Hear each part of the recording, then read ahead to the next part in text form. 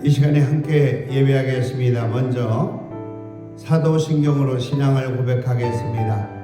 전능하사 천지를 만드신 하나님 아버지를 내가 믿사오며 그 외아들 우리 주 예수 그리스도를 믿사오니 이는 성령으로 잉태하사 동정녀 마리아에게 나시고 본디오 빌라도에게 고난을 받으사 십자가에 못 박혀 죽으시고 장사한 지 사흘 만에 죽은 자 가운데다 다시 살아나시며 하늘에 오르사 전능하신 하나님 우편에 앉아 계시다가 저리로서 산자와 죽은 자를 심판하려 오시리라.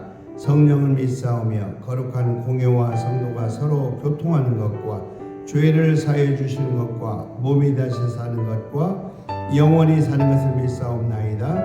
아멘. 이 시간에 찬송가 184장 불길 같은 주님의 성령 같이 찬양합니다. 불길 같은 주 성령 간구하는 우리에게 지금 강림하셔서 영광 보여주소서. 성령이여 임하사 우리 영의 소원을 만족하게 하소서. 기다리는 우리에게 불러 충만하게 하소서.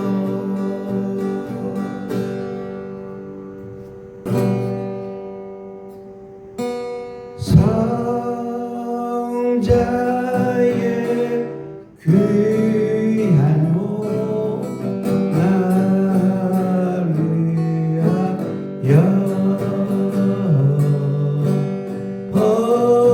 버리신 그 사랑 고마워라. 내 머리 숙여서 주님께 비는 마음 나누어 주님께 바치니까. 지금도 나를 위해 간구하시니 이 옅은 믿음이 아옵나니. 주님의 참사랑 고맙고 놀라워 찬송과 기도는 쉬지 않네. 주님의 십자가 나도 지고 신실한 믿음과 마음으로 형제의 사랑은 전절한 위로는 네게나 베풀게 하옵소서. 만 가지 은혜를 받았으니 내 평생 슬프나 즐거우나 이 몸을 온전히 주님께 바쳐서 주님만 위하여 늘 살겠네.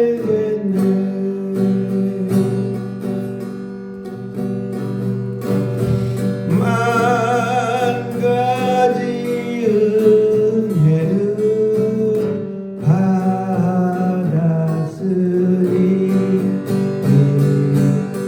내 평생 슬프나 즐거우나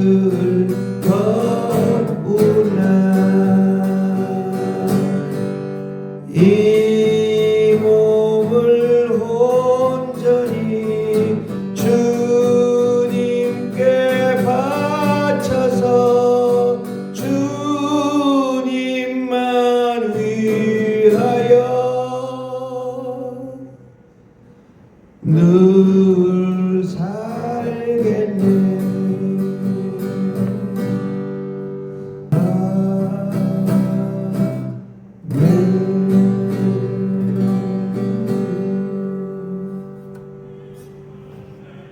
오늘 나누고자 하는 우리 하나님의 말씀은 마태복음 2장에서 보도록 하겠습니다.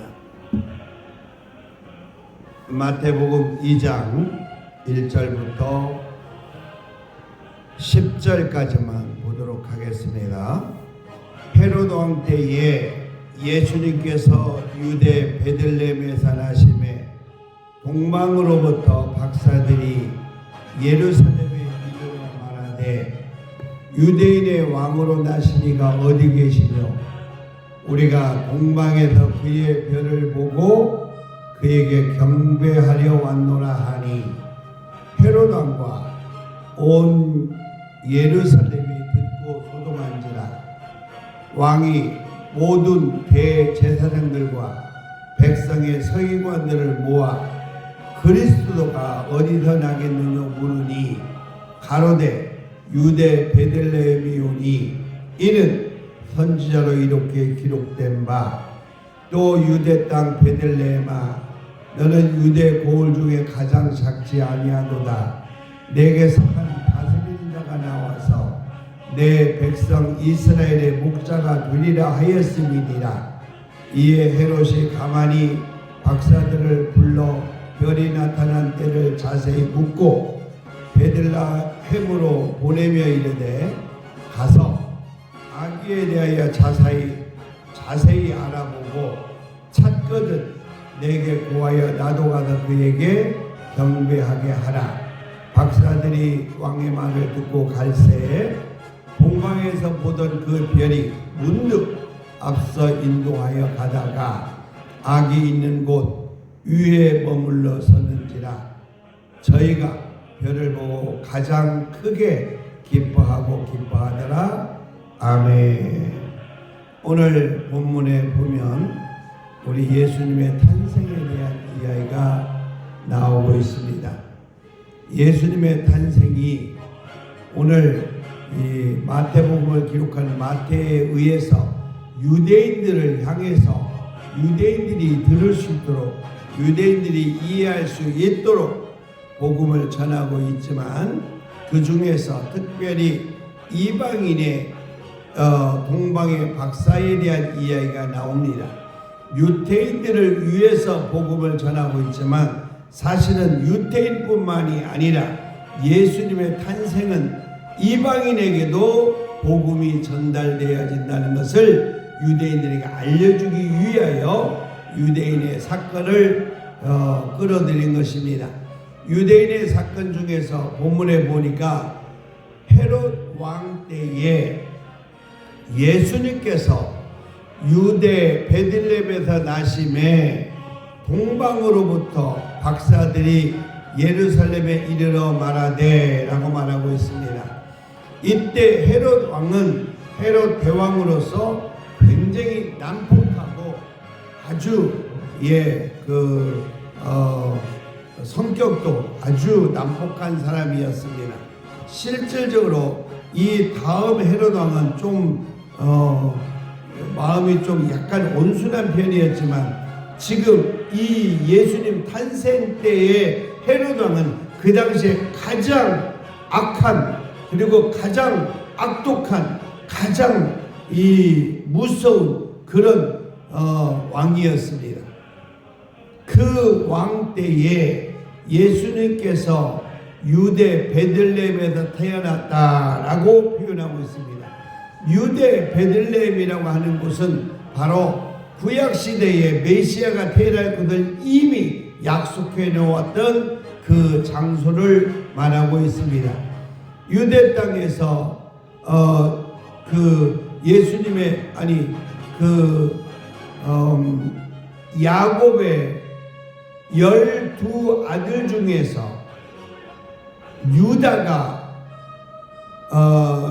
유다가 이 상속을 받은 그 곳이 바로 베들레헴이에요. 베들레헴 중심으로 받았다는 말이에요. 그래서 그 나라가 유다가 왕성해지면서 유대 땅이 되었고, 유대 땅이 그 이스라엘의 대표적인 그 명칭이 되었던 것입니다. 그래서 유대 베들레헴에서 태어나게 되었다는 것은 이미 구약에서 약속해 놓았던 내용인데, 그 베들레헴에서 태어나기로 약속되어졌던 그때에 동방으로부터 박사들이 있었는데, 동방의 박사들은 이 유태인들이 아닌 이방 사람들이었습니다. 그런데 그들이 별을 보니까 큰 별이 나타난 거예요.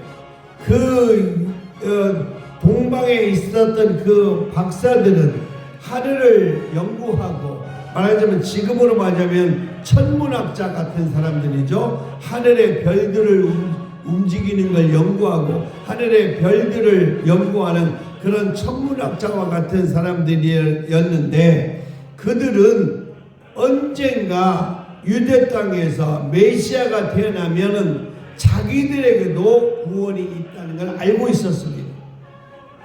그런데 그때가 언제인지는 모르지만 그걸 기다리면서 이 하늘의 별들을 연구하고 있었던 사람들로 볼 수가 있습니다. 그런데 그 동방의 박사들이 하늘에 큰 별이 나타나는 걸 보았습니다. 그래서 그들은 메시아가 나타나는 별이구나 라고 하는 걸 알게 되었습니다. 그래서 그 별들을 따라오다 보니까 예루살렘까지 오게 됐던 것입니다. 그 당시에 예루살렘을 중심으로 대표적인 그 왕이었던 사람이 바로 헤롯 왕이었는데, 유대 그 헤롯 왕이 계신 그곳에 이 동방에서부터 온 그 박사들이 그 유대 땅에 와서 헤롯 왕을 만나게 됩니다. 헤롯 왕을 만나게 된 이유가 뭐냐면 바로 이 유대 땅에서 메시아가 태어난다는 거예요. 메시아라고 그렇게 얘기하지 않냐고 그들은 유대의 왕으로 표현하고 있습니다. 여기서 말하는 유대의 왕은 피지컬한 이런 지역적인 유대의 왕이 아니라 하나님의 선택한 민족 이스라엘의 왕, 즉 아브라함과 다윗의 자손 예수 그리스도의 세계라라고 하면서 유대인들의 왕으로, 그래서 이 유대인의 왕으로 오시는 그분이 바로 메시아인데, 이 동방의 박사들은 메시아라고 표현하지 아니하고 유대의 왕으로 표현하고 있다는 것이 특징이에요. 이 유대의 왕으로 태어난다고 하는 것은 이미 구약에서 약속해 놓았는데, 그 유대에서 태어난 그 왕이 곧 메시아고, 그 메시아가 온 인류를 구속한다는 것을 동방의 박사들은 알고 있었다는 거예요. 그래서 동방의 박사들은 이 예루살렘까지 이르러서 헤롯 왕을 만나서 유대 왕으로 태어났는데, 지금 유대 왕으로 태어나는 그 아기가 어디에 있느냐라고 헤롯 왕에게 물어봤습니다. 여러분, 그 당시에 동방의 이 박사들은 세 사람으로 알고 있는데, 이 세 사람의 동방의 박사들은 그 지역에서도 굉장히 유명한 사람이었고, 이 유대 땅뿐만 아니라 팔레스타인 그 온 지역에서 굉장히 존경받는 박사였던 걸 알 수가 있어요. 그리고 유대 땅에 와서 이 예루살렘에 와서 유대 왕 헤롯을 만날 정도면 이 동방의 박사가 그 당시에는 굉장히 유명하고 그 지역에서도 존경받는 사람이었을 것이다, 이렇게 보고 있습니다. 그러므로 그 얘기를 함부로 하지 못하는 거예요. 아무도 그처럼 그 사람들은 능력이 있었어요.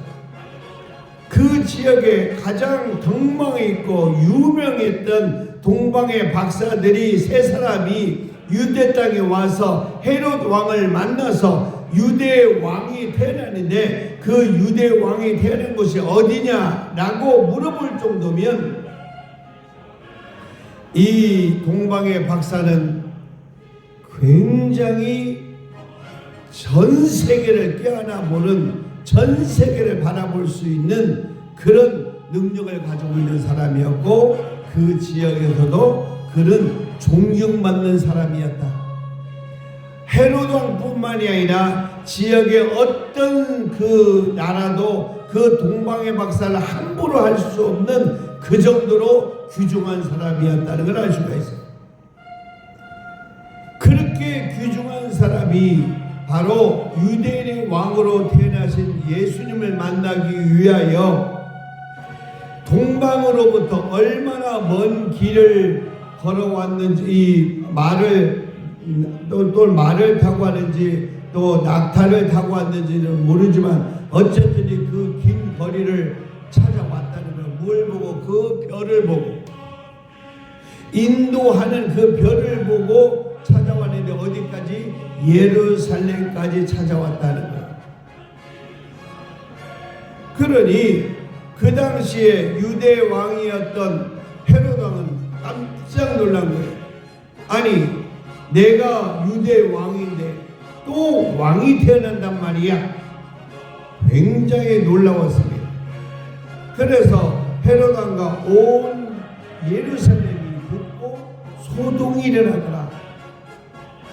상당히 혼란스러웠을 것입니다. 여기저기에서 유대 왕이 태어났대, 유대 왕이 태어났대 하고 굉장히 혼란스러울 때에 헤롯 왕은 바로 대제사장, 모든 대제사장, 그러니까 대제사장 한두 명이 아니라 그 당시에 있었던 유대 땅에 있었던 모든 대제사장들 다 모았어요.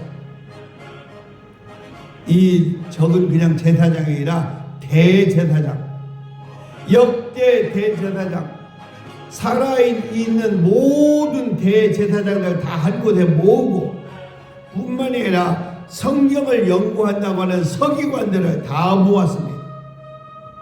그래서 대제사장들과 서기관들을 모아놓고 그리스도가 어디서 나겠느냐라고 물어봅니다. 헤롯 왕이 분명히 동방에서 온 이 박사들은 유대 왕이 태어났다고 했는데 이 헤롯은 그리스도가 어디서 태어나느냐 물어봅니다. 그렇다면 이 헤롯 왕도 이 유대 땅에서 메시아, 히브리 말로 메시아, 그리스 말로 그리스도가 태어난 것을 알고 있었어요. 그리스도가 어디서 태어나느냐라고 물어보니 가로되 대제사장들과 서기관들이 성경에, 구약에 있는 성경을 인용해서 말하기를 베들레헴에서 태어난다고 되어 있습니다 라고 알려줍니다. 베들레헴에서 태어난다는 것은 이미 구약에서부터 약속되어 있었던 내용이었습니다. 그래서 온 유대 땅 베들레헴아, 너는 유대 고을 중에 가장 작지 아니하도다. 내게서 한 다스리는 자가 나와서 내 백성 이스라엘의 목자가 되리라 라고 구약에 그렇게 되어 있다는 거예요. 누가? 대제사장들과 서예관들이 구약의 성경을 연구한 사람들이 표현하기를 그렇게 표현했다고 말이에요. 그랬을 때에 헤롯 왕이 박사들에게 조용히 불러서 그들에게 단단하게 부탁을 합니다. 뭐라고 부탁하냐면 헤롯 왕이 가만히 박사들을 불러 이르되 별이 나타난 때를 자세히 묻고 언제 별이 나타났습니까? 라고 묻고 베들레헴으로 가세요. 베들레헴으로 보내면서 말하기를 가서 아기를 찾거든 나에게 조용히 알려주세요. 그러면 나도 가서 경배하겠습니다 라고 한 거예요. 그러면 그 당시에 헤롯은 실질적으로 메시아가 태어나면 메시아에게 경배하고 싶은 마음도 있었을 수도 있어요. 그때 당시에는 메시아에게 이 헤롯이 직접 그리스도가 어디서 나느냐라고 물었던 걸 보면 메시아가 태어난다고 하는 것을 그는 이 구약을 통해서 알고 있었다 그 말이에요. 자기 시대 때 태어날 줄은 몰랐지만 어쨌든지 이 예루살렘이라고 하는 지역에서 메시아가 태어난다, 즉 그리스도가 태어날 것이다 라고 하는 것을 구약에 이미 알고 있었다는 거야. 헤롯도 그런 상태에서 이 동방의 박사들을 베들레헴으로 보내면서 말하기를 그 메시아를 찾거든, 유대의 왕 어린 그 메시아를 찾거든 나에게 알려주시오. 그러면 나도 가서 경배를 하겠습니다 라고 표현했어요. 아마 그 당시에 그 시간만큼은 헤롯에게는 아마 진심이었을 수 있습니다.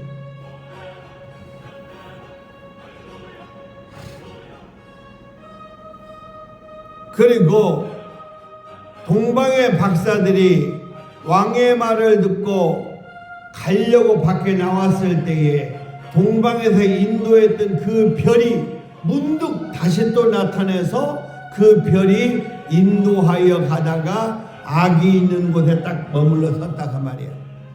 누가? 별이.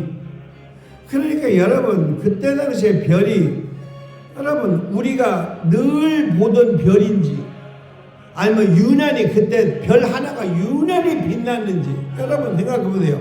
그 당시에 유난히 별 하나가 빛났다면 헤롯 왕은 못 봤을까요? 또 그 당시에 유대인들은 못 봤을까? 저 별이 뭐야?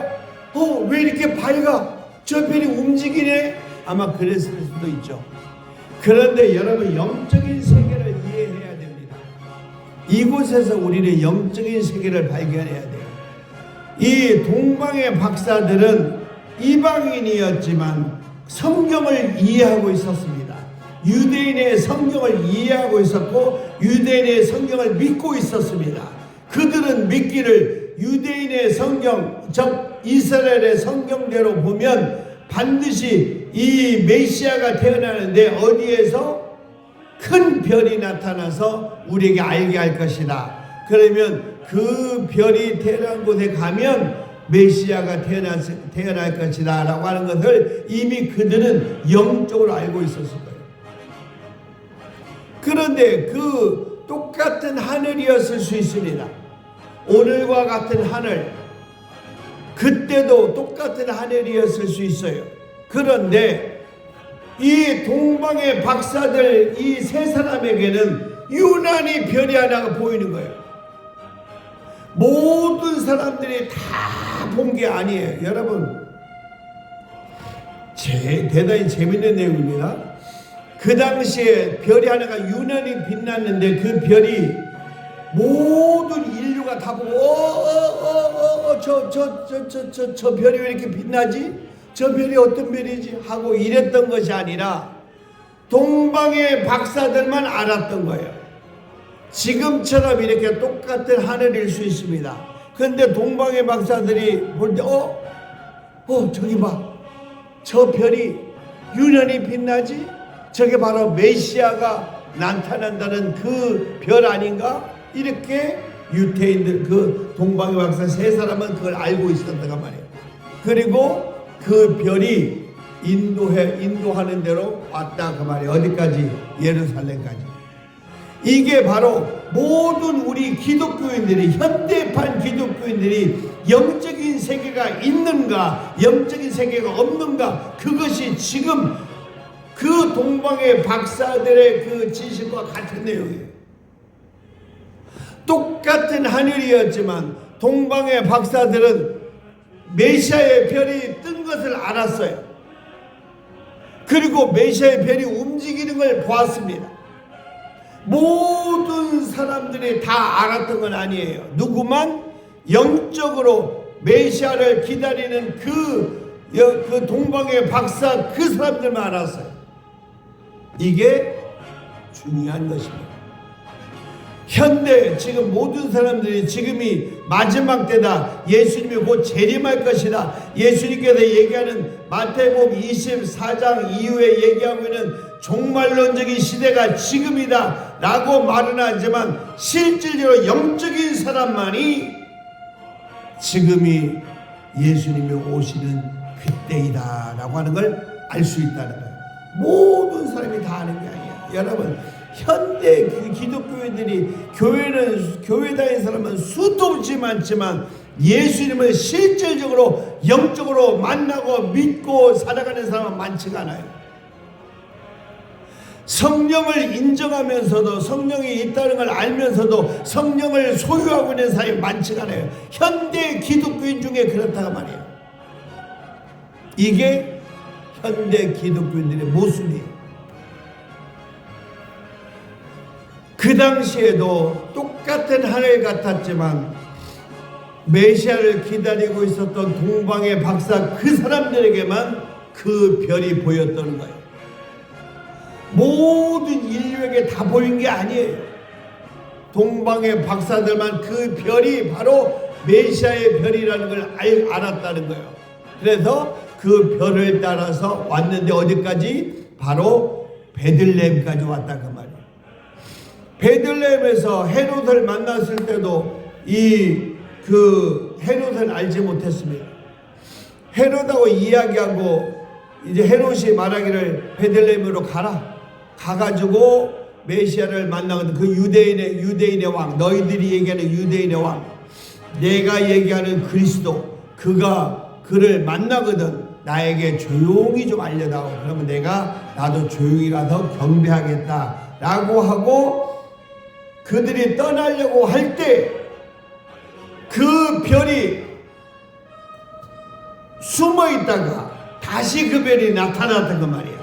그게 너무 재밌는 얘기예요. 여러분, 이 수많은 별들 속에서 그 별이 숨었다가 다시 나타난 거예요. 여러분, 그렇다고 해서 별이 모든 인류가 다 알 수 있도록 반짝반짝 빛나게 대낮처럼 밝게 빛나는 그런 별이 아니고, 누가? 영적인 눈으로만 볼 수 있는, 즉 동방의 박사들만 볼 수 있는, 동방의 박사들을 이끌어왔던 그 별이 다시 숨었다가 다시 나타났다가 말이야. 이 동방의 박사들에게 인도했다 그 말이야. 본문에 보니까. 자, 보세요. 박사들이 왕의 말을 듣고 베들레헴으로 갈 때에 동방에서 보던 그 별이 문득 앞서가더라 그 말이에요. 문득 앞서가더라. 모든 사람들이 다 볼 수 있는 별이 아니라 영적으로 메시아의 별이라고 하는 걸 알았던 그 동방의 박사들만 알 수 있는 그 별이 문득 앞서가더라 그 말이에요. 이게 굉장히 재미있는 내용입니다. 여러분, 예수님은 반드시 세컨드 커밍, 다시 재림하십니다. 그런데 예수님의 재림을 알 수 있는 사람과 모르는 사람이 두 종류가 있어요. 예수님께서 10처녀의 비유를 설명했는데 5처녀는 예수님이 오실 것을 기다리고 있었어요. 너무너무 기다려도 안 오지만 반드시 올 것이다 라고 기다리고 있었어요. 심지에 불이 떨어지면 다시 또 기름을 채워놓고 또 기름을 채워놓고 또 기름을 채워놓으면서 항상 메시아를 기다리고 있었어요. 신랑을 기다리고 있었어요. 그런데 다섯 처녀는 하루 지나도 안 와, 이틀 지나도 안 와, 1년 지나도 안 와, 10년 지나도 안 와, 20년 지나도 안 와. 그러니까 그들이 말하기를 아이 뭐 언제가 오시긴 오시지. 그러나 지금 당장은 안 오니까 야 그냥 자자. 우리 그냥 세상 일 하자. 현대판 기독교들과 똑같은 내용이라. 현대판 기독교들과 똑같은 내용이라.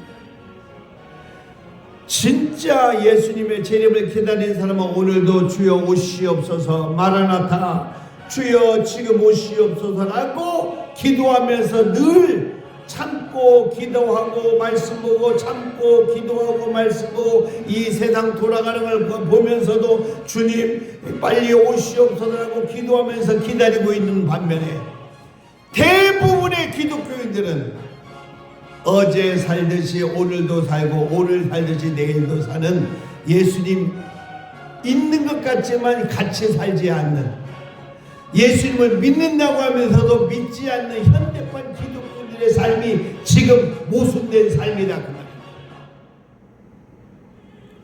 우리는 언젠가 그러죠.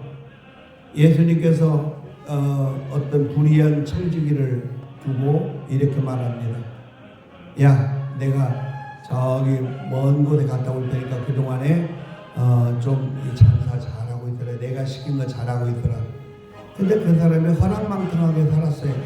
하루를 그냥 어제처럼 오늘도 살고 오늘처럼 내일도 살 거야 하면서 미래의 비전도 없이 그냥 예수님 오시든 말든 상관없이 오시긴 하고 현대판 기독교처럼 빈둥빈둥 살았단 말이에요. 그런데 그 소식을 들었던 주인께서 이놈 봐라 내가 가서 이놈을 당장 목을 잘라버려야지 그 직책을 끊어버려야지. 그랬더니 그 사람이 그 소식을 들었어요. 내 목을 잘른다고? 그럼 큰일 나지. 아니 이 일거리를 뺏어가면 일거리를 안 주면 세상 사람들한테 내가 뭐 어떻게 먹고 살아? 세상 때문에 부끄러워서 어떻게 살아? 세상 말로 쪽팔려서 어떻게 살아? 구걸하자니 힘이 없고 빌어먹자니 이거 불쌍하고 그래 고민하고 있는 거예요. 그것이 바로 우리 인간의 마지막을 경고하는 그 내용이에요. 사람들이요 암이 걸리면 그때 다 주님. 근데 암이 걸린 사람 중에 두 종류가 있습니다. 암이 걸리면 주여 이제부터 내가 주님과 함께 살겠습니다. 주님 용서해 주세요. 내가 지금까지 살았던 삶을 후회합니다. 정말 주님 없이 살았던 삶을 후회합니다 하면서 주님 앞에 경건하게 마지막 신부의 단장을 하는 사람이 있는가 하면 어떤 사람은 보편적인 사람들은 암이라고 하는 건 딱 경고받으면 됩니다. 아이고 내가 무슨 죄가 있다고 무슨 잘못이 있다고 하나님 내가 뭘 잘못했습니까? 어떻게 나에게 암을 줄 수 있습니까? 하고 한탄하면서 가슴을 치며 후회하고 괴로워하면서 원망하는 사람들이 있어요. 크리스찬 여러분 크리스찬 아닌 사람을 얘기하는 게 아니에요. 크리스찬들을 얘기하는 거예요. 크리스찬 중에 두 종류의 사람이 있다니까. 하나는 주님 내가 주님 앞에 갈 날이 얼마 안 남았군요. 이제는 나를 정리하겠습니다. 나의 잘못을 용서해 주세요 하고 자기를 정리하고 천국에 갈 준비를 하는, 그래서 신랑을 맞이할 준비를 하는 신부가 신부 화장을 하는 그런 기간이 있는가 하면 어떤 사람은 그 신부 화장 기간도 상관없이 원망하면서 미워하고 증오하고 철저히 그냥 어게니스트하는 그런 두 종류의 기독교인이 있다 그 말이에요. 여러분 그럴 때 그 불의한 천지는 생각했습니다. 나도 이제 마지막이 왔구나. 마지막이라. 그래서 그때부터 누구를 위하여? 세상 사람들에게 좋은 일을 하려. 여러분 이리 오세요. 당신 주인한테 빌려간 것이 얼마입니까? 100입니다. 그러면 당신 50이면 되겠어? 그러면 힘이 있겠어? 예. 50으로 깎아주니까 고마워하니까 고맙습니다. 감사합니다. 당신은 얼마나 빚을 졌습니까? 나는 80입니다. 그래요? 그러면 당신 60으로 깎아주면 당신 편하겠습니까? 그만큼 당신 60로 깎아. 그 깎아주면 누가 할 수 있어요? 아직 목이 잘리기 전에 있었던 불의한 청직이 그 사람에게 고난이 있어요. 그러니까 그 사람은 다 세상 사람들, 예수님에게, 주인에게 그 빚진 사람들을 다 행복하게 해줘서, 행복해. 이리 와요, 이리 와. 당신에게 원하는 게 뭐야? 다 들어줘서. 그러니까 사람들이 행복해하는 거야. 그걸 들었던 주인이, 이 친구 봐라. 참 착한 일을 하는 거, 내가 원하는 일을 하는구나. 그러면서 그 주인이 오히려 기뻐해요. 그러면서 하는 얘기를, 불의한 저 청년을 봐라. 불의한 저 재물로 바로 이웃들을 섬겨라. 그러면 그들이 너희를 섬길 것입니다. 여러분, 불의한 재물이 뭐예요? 여러분이 가지고 있는 모든 것, 그게 불의한 재물이에요. 여러분이 가지고 있는 everything for you have, everything you have, this one is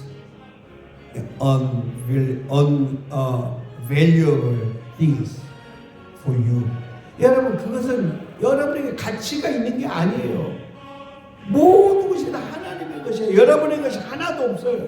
여러분, 주님 품 안에 갈 때 여러분 가져가는 게 있습니까? 똑같습니다. 그러므로 그 불의한 청지기는 그걸 알았어요. 내 것은 아무것도 없구나. 그래서 그 자기가 소유하고 있는 것을 다 좋은 일을 했어요. 그랬더니 그 주인이 그를 칭찬해 주었다고 말이에요. 마지막을 정말 멋지게 사는구나. 칭찬해 주었다고 말이에요. 우리 기독교들이 그런 삶을 살아야 돼요. 왜 그러는가? 마태복음 25장 31절에 보니까 예수님께서 천군 천사를 이끌고 이 심판을, 전 인류를 심판하기 위해 오십니다. 그걸 우리는 신학적으로 백보좌 심판이다 그랬습니다. 죽었던 사람들, 살아있는 사람 모든 인류를 한 곳에 모아놓고 왼편 오른편으로 나누기를, 양은 오른편에 염소는 왼편에 두 종류로 사람을 나누겠다는 말이에요. 두 종류로 나눈다는 게 뭐예요? 하나님의 사람과 하나님의 사람이 아닌 사람 두 종류로 나누겠다는 말이에요. 그러면서 오른쪽에 있는 양들에게 말하기를 착하고 충성된 종아 하면서 창세부터 준비해놓은 아버지 하나님의 그 보물을, 나라를 너희가 상속받을지어다라고 축복해주면서, 너희가 내가 목마를 때 마실 걸 주었고, 배고플 때 먹을 걸 주었고, 내가 헐벗을 때 입혀주었고, 내가 옥에 갇힐 때 네가 나 찾아와 위로해 주었고, 병들었을 때 네가 날 돌봐줬느니라. 주님, 언제 우리가 그렇게 했습니까? 이곳에 있는 작은 자에게 한 것이 곧 나에게 한 것이니라. 여러분 보세요. 그것이 대단한 일입니까? 우리의 생활 속에서 일어나는 일들이에요. 우리의 세상 속에서 일어나는 일들이야. 그런데 여러분 잘 생각하세요. 이곳에 있는 소자에게 한 것이 곧 나에게 한 것이니라 라고 한 그것은 뭐냐면 바로 복음으로 돌봤던 사람을 얘기하고 있습니다. 여러분이 아무리 많이 베풀어도 복음과 상관없으면 아무런 가치가 없습니다.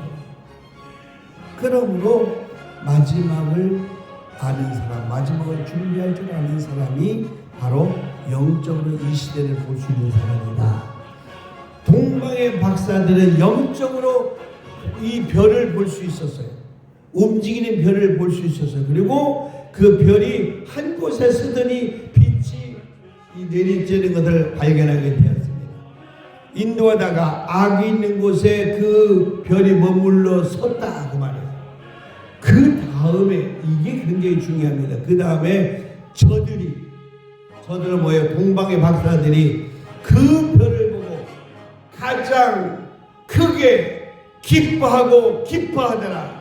이것은 그냥 최상급으로 표현한 거예요. 인간이 표현할 수 있는 최고의 가치를 표현한 거예요. 여러분 생각해보세요. 저희가 동방의 박사 세 사람이 동방의 박사가 그 별을 보고 가장 크게 기뻐하고 또 기뻐하더라. 그보다 더한 것이 어디가 있겠습니까? 이것은 최고의 기쁨을 표현하는 거예요. 인간으로 표현할 수 있는 최고의 기쁨을 표현한 것이 바로 예수님 출생입니다. 예수님 탄생입니다.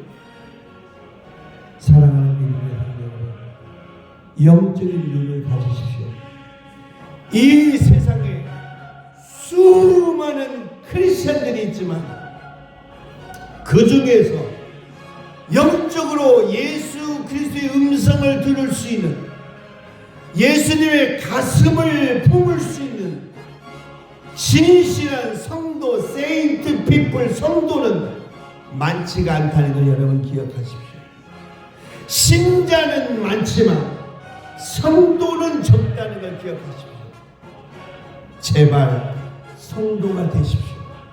신자 가지고는 안 됩니다. 신자 가지고는 교회에서 쌈만 하고 자기가 우선이 나고 자기가 큰 소리만 치고 교회에서 행세만 하려고 하죠. 그 신자는 아무런 소용이 없습니다.